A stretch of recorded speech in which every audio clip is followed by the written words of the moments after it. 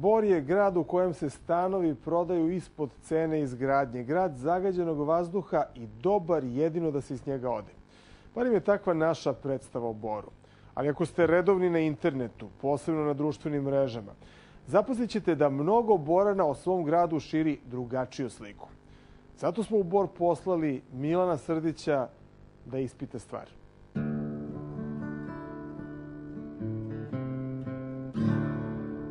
Ovaj prizor više podsjeća na površinu neke čudne planete, nego na jedan od najurbanijih gradova u Srbiji.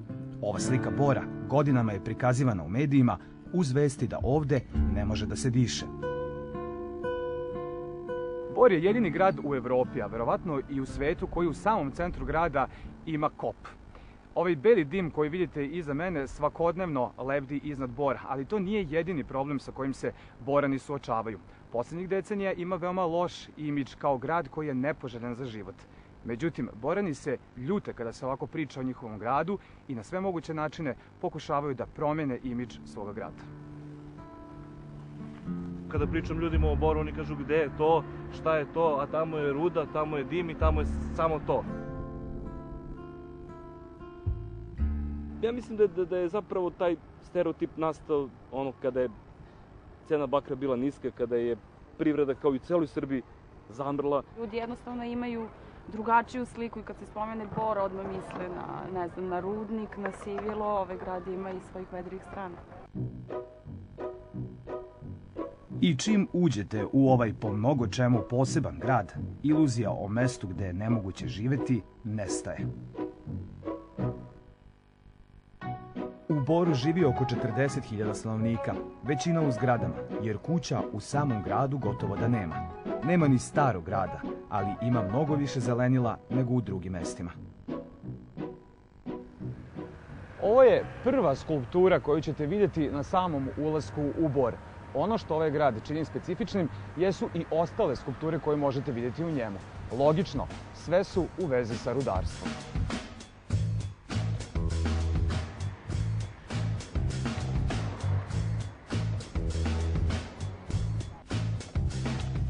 U gradu postoje i nestvarniji prizori, poput ovog. U Boru se ni ne pomišlja da rudnik u centru grada zatvore. Polovina radno sposobnog stanovništva radi u RTB Boru. Prosečna plata je oko 60.000 dinara. Međutim, grad je ovu renesansu doživeo tek pre nekoliko godina, kada je cena bakra porasla. Pre toga, rudnik je napustilo skoro 6.000 radnika. Mnogi od njih napustili su i Bor. Napuštajući radno mesto, nije imao više potrebe da radnik bude u Boru i sa svojom porodicom napustio Bor, pritom ponudivši stan na prodaju. Čim je bila ponuda stanova na prodaju velika, cena je pala. Pre nekoliko godina kvadrat se mogao kupiti i za 100 evra. Cena je sada porasla na 200-250. Prodaja stanova ovako u Boru je jako dobra, za razliku od svih gradova u Srbiji, za razliku od Beograda. Odliv stanovništva, slom privrede, visoka stopa nezaposlenosti, ali i najviše zagađenje, pretvorili su grad bakra i zlata u mesto nepoželjno za život. Neki od onih koji su ostali odlučili su da ovo promene internetom. Najpre su doveli u pitanje zvanične podatke o zagađenju. Dešavalo se da baš na ovom mestu stojimo i da je dima mnogo, a da rezultati koji su prikazani tamo govore nešto sasvim drugo. Međutim, nove tehnologije i komunikacije su vama omogućile i da to razbijete kao... Pa ne samo nama, ja mislim da je svima to dostupno. Dovoljno je samo doći ovde s jednim telefonom ili bilo gde u gradu, slikati stanje stvari, poslati tu sliku preko Facebooka, Twittera, sasvim svejedno, i svima će biti jasno šta je i kako. To više nije nikakva tajna. Znači, neke stvari više ne mogu da se sakriju i da se izlažiraju. Reakcije Borana bile su burne. Otvorila se diskusija na internetu i ona više ne može da se zaustavi. Možda nisu rasterali zagađenje, ali jesu gradski medijski mrak. Problem više nije mogao da se ignoriše. Upravo tamo iza mojih leđa, iza tog dimnjaka, te naslade otpadnih tih materijala ili pirita, gde smo mi otišli da snimimo kako izgleda most s te strane. Tamo smo zatekli veliki broj otpadnih guma koje su bile razbacane unaokolo i počelo da se priča o tome. Borani su tako shvatili da uz pomoć interneta mogu mnogo toga da učine za svoj grad, ali i da je potrebno da se u toj ideji udruže. Grad ima 2 udruženja korisnika interneta. Mi se trudimo da komunikacijom i korišćenjem društvenih mreža i s blogovima svih nas koji smo u udruženju i šire pokušamo da pošaljemo bolju sliku o gradu od one koja je ustaljena u mišljenjima većine ljudi koji su van Bora. Udruženje Istok organizuje 2 IT skupa godišnje u Boru, BorNet i East Weekend Fest. Ovo su samo neki od učesnika prethodnih skupova. Organizatori kažu da je jedna od ideja skupova da učesnici bolje upoznaju Bor, a to znači da odbace stereotipe. Pored udruženja blogera, grad ima i nekoliko web portala sa istom misijom. East Media informiše građane iz čitave istočne Srbije. Veoma dobro znaju da li su baš svi Borani zadovoljni promenama. Mogu da kažem da imam zaista oprečnih mišljenja. Svi se slažu da postoje pomaci, da grad izgleda lepše i da se grade neka infrastruktura koja Bor čini urbanijim nego što je bio, odnosno što ga vraća u neke 80-te kad je imao neki urbani duh. Ali dok jedni kažu da je to potpuno okej, da se nadaju optimistički da će to biti svaki dan sve bolje i bolje, drugi kažu da su to neke pogrešne investicije koje ne donose novac. Mladi Borani su sigurni da u ovom gradu ima budućnosti za njih. Kad prođem gradom danas vidim grad koji je okrečen, grad koji lepo izgleda, mladeže na ulici, ljudi su drugačije raspoloženi, nekad je to bilo sivilo. Da, jel planiraš da ostaneš u Boru da živiš? Verovatno. Znači, nisam siguran, ali za sada sam nekog tog mišljenja. Sami ljudi su počeli da stvari doživljaju mnogo lepše i jednostavno su dobili nadu. Da ovde vredi ostati, da vredi živeti ovde i da će možda Bor u nekom dogodnom periodu dostići stari sjaj, ili bar sjaj kao ima u nekoj stari Jugoslaviji.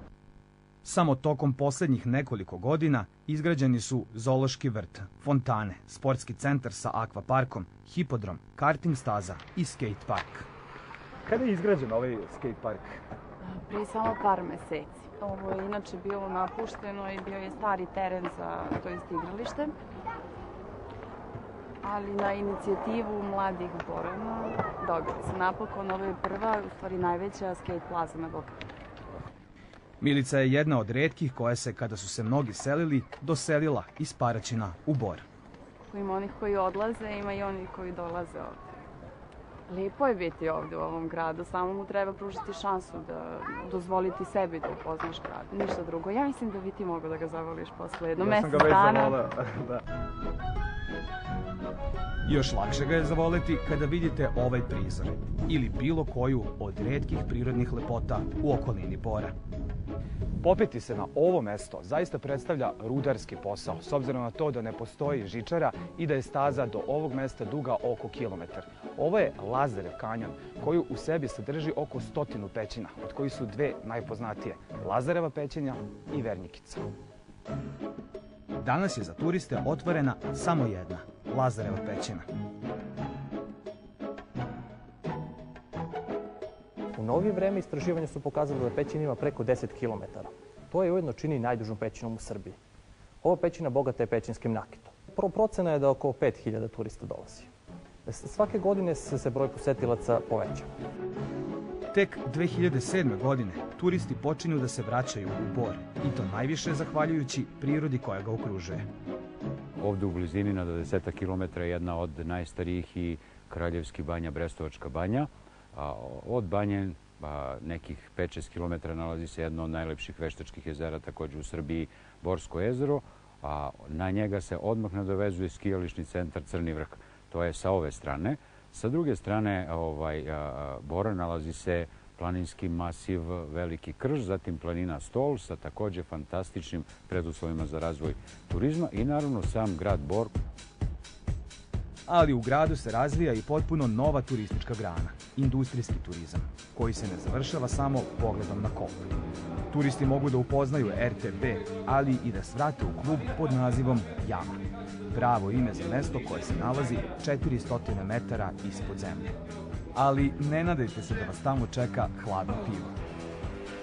Se ovdje pije samo kafa i sokovi? Da, ovdje se isključivo bezalkoholna pića služe. Nema. Ne sme toliko... Pa nismo dobili odobrenje od rudarske inspekcije za točenje alkohola, što bi se rekao. Dobili smo odobrenje da, pošto je to specifičan vid turizma, dobili smo odobrenje za silazak turista pod određenim uslovima. Znači, turisti treba da se najave, da dostave ime i prezime i matični broj. Bitno je da ne budu mlađi od 16 godina. Budućnost Bora je još dublje od Jame. Pre nekoliko meseci otkrivena su nova nalazišta bakarne rude, dovoljna za narednih 50 godina eksploatacije. Povratak RTB-a na tržište je zaustavio odliv stanovnika iz grada, a internet aktivisti uticali su i na značajno poboljšanje životnih uslova. Dobra prilika da se to proveri je naredni Bor.net, veliki internet skup koji se održava u novembru. Ovo su samo neki od učesnika.